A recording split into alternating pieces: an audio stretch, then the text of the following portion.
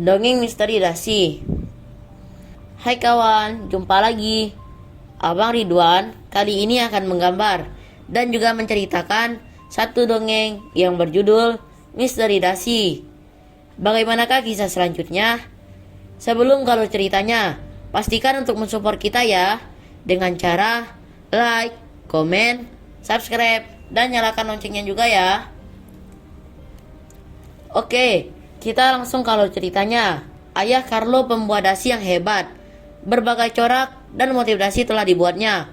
Polos, bergaris, polkadot, batik, dan lainnya. Banyak pula dasi yang dilukisnya sendiri. Dan Carlo anak yang rajin dan cerdas. Selain membantu ayahnya melayani pembeli di toko, Carlo pun belajar melukis dasi. Sore ini, toko sedang sepi saat seorang laki-laki berwajah ramah muncul. Carlo terkejut. Orang itu adalah Dr. Agam, seorang peneliti lingkungan yang terkenal di kota Carlo.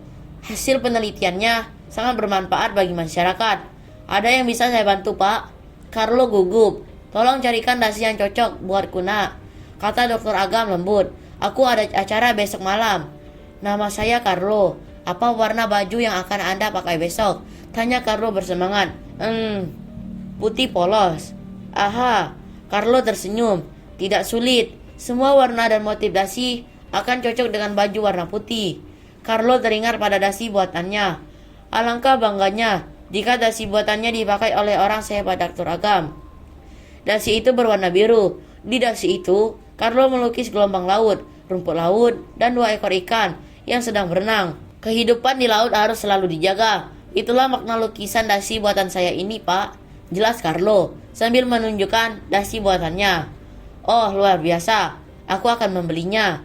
Carlo senang sekali. Ia segera membungkus dasi itu, menyerahkannya kepada Dr. Agam.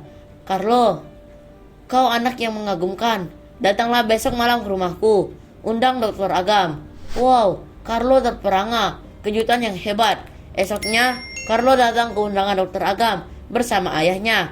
Betapa bangganya Carlo melihat dasi buatannya dipakai oleh peneliti yang ramah itu. Selamat datang, sambut Dr. Agam. Shh, apa dasi ini benar-benar cocok untukku? Tentu, Pak, bisik Carlo. Rumah Dr. Agam ramai. Ternyata malam ini adalah acara penganugerahan penghargaan untuk Dr. Agam. Terlihat beberapa polisi yang berjaga.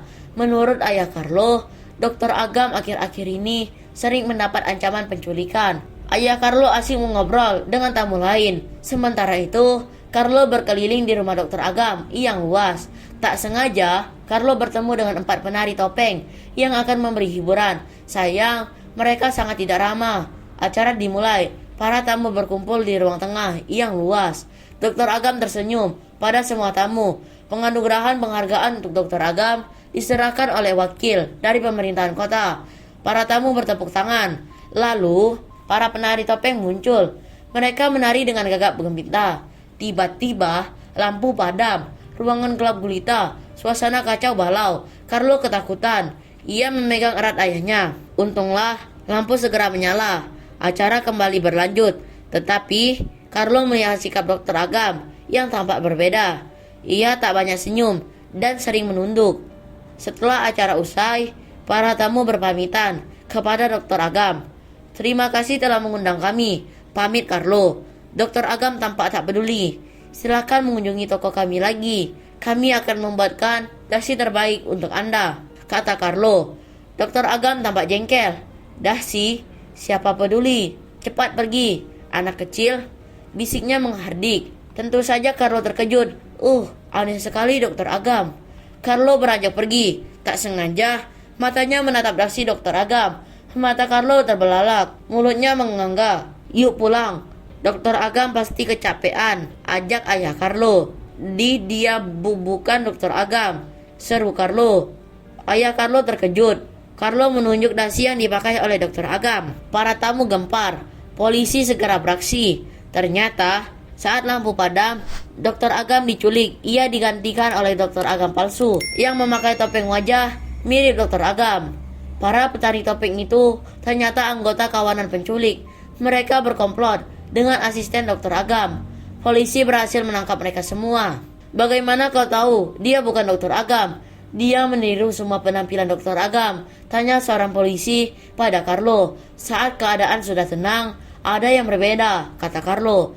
Dasi dokter Agam bergambar gelombang laut, rumput laut, dan 2 ikan uang berenang. Tetapi gambar ikan pada dasi dokter Agam asli menghadap ke kanan, sedangkan yang palsu menghadap ke kiri.